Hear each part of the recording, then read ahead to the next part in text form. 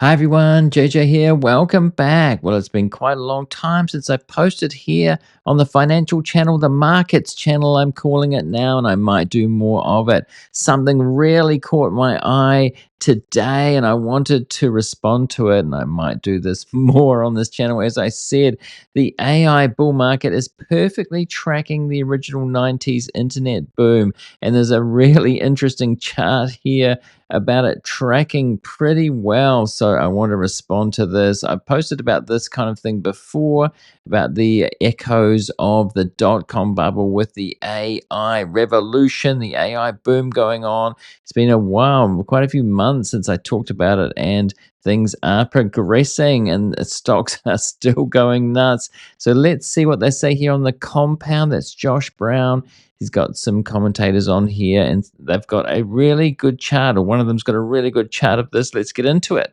Okay. All right. So, Jess, let's talk about the NASDAQ composite and that mid-90s bull run that Nick alluded to. Sure. Okay. So we have a bit of a spooky chart. Since its low back in December 2022, the NASDAQ comp is eerily tracking its mid to late 1990s bull run, with the fundamental parallel being the internet then and Gen AI now. So this chart up on the screen shows an index comparison of how the NASDAQ comp performed in the 1,000 trading days following the start of 1995, marked by the blue line, versus its low on December 28th, 2022, through today's close, marked by the orange line. And whenever we publish updates on this chart, we get a lot of client comments, and yes, I can imagine why they get a lot of client comments. It's amazing how it is tracking. Now, there are always criticisms of this kind of thing because you can overlay a chart with another one and make it look like that. But starting in 1995, which is generally thought to be when the dot-com bubble started, it went on till 2000, of course, so there's a long time to go. And this is part of the point, is that there could be years to go. And she does talk about this, but it's amazing how closely it is tracking the AI boom with the dot-com boom. And there are some parallels there. I can definitely see them on what's going on today. it's easy to see why. History seems to be repeating itself almost exactly. So I have two points to put some Wait, context. can we pause here? Can we pause here? This is too perfect. Yeah. You didn't do anything with the scale or the lines of the chart. This is literally what it is. Yep. Oh my God. All right. I'm nervous. Keep going. Nervous about how it's going to end. He's old enough to remember. She is not old enough to remember, but obviously she's been a bit of a historian about the market here. So first we start our comparison in 1995 because that year had a similar macro backdrop and bullish catalysts as the Nasdaq's latest rally. So like 2022, there was a Fed rate shock in 1994 after a period of low rates, and there was also a lot of enthusiasm about a new disruptive technology with the internet, which started to hit critical mass in the mid 90s. So for example, a lot of you will probably remember, not me, but a lot of you will probably remember Netscape went public in August 1995. And as for today, There's a book about that. It's called The New Thing, and Mark Andreessen is involved in that. He's still around today, a VC. And so, yes, this is eerily close to what did happen then. She makes a good point there about the first internet browser. You know, it went from there. That was a huge boom, and it just unleashed a wave of internet companies. And she's going to say that ChatGPT was the same thing, was that Netscape browser of this boom, and it has unleashed, not to the extent that it did back then, but we could have years to go. Today, ChatGPT launched at the end of November 2022, which was a month before the start of the current tech rally, which has largely been driven by enthusiasm for Gen AI. And then the second point here is, if you want to just throw back the chart back up, the Nasdaq's following its mid-1990s experience, like you said, Josh, to a truly amazing degree. Yeah.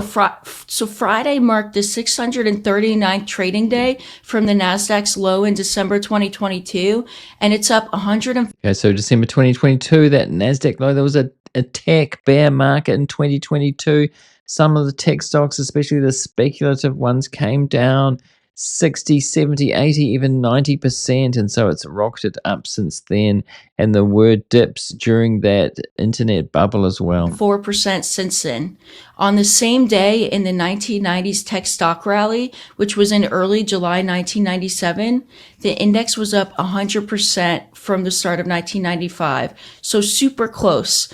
But the important point here is that, as you can see in the chart, the path higher during both timeframes isn't linear. In the back half of the 90s, there was everything from valuation concerns after Alan Greenspan's irrational exuberance comment to Fed rate uncertainty given worries about the reemergence of inflation. And then you had some exogenous shocks as well, like the Asian financial crisis and the blow-up of hedge fund LTCM. But So it's also famous when Alan Greenspan said that, he said there's a bit of froth in the market, getting frothy, and it still went on from there. It pulled back when he said that comment, and there's books about this, Irrational Exuberance. There's a good book about that, and it famously went on from there for a long time after that when he said things were getting a bit frothy. NASDAQ was able to power through it all until March 2000.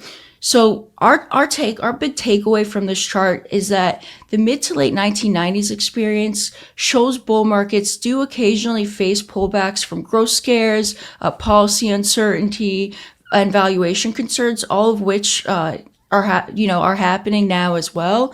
But large cap tech stocks recovered from resolutions to these issues pretty quickly and went on to rally for years, again until March 2000, as companies capitalized on the internet going mainstream. So like any new technology, its success relied on a virtuous circle of adoption and killer apps. And the same will be true for Gen AI now. And as you alluded to before, yes, this example eventually turned into a bubble that then popped.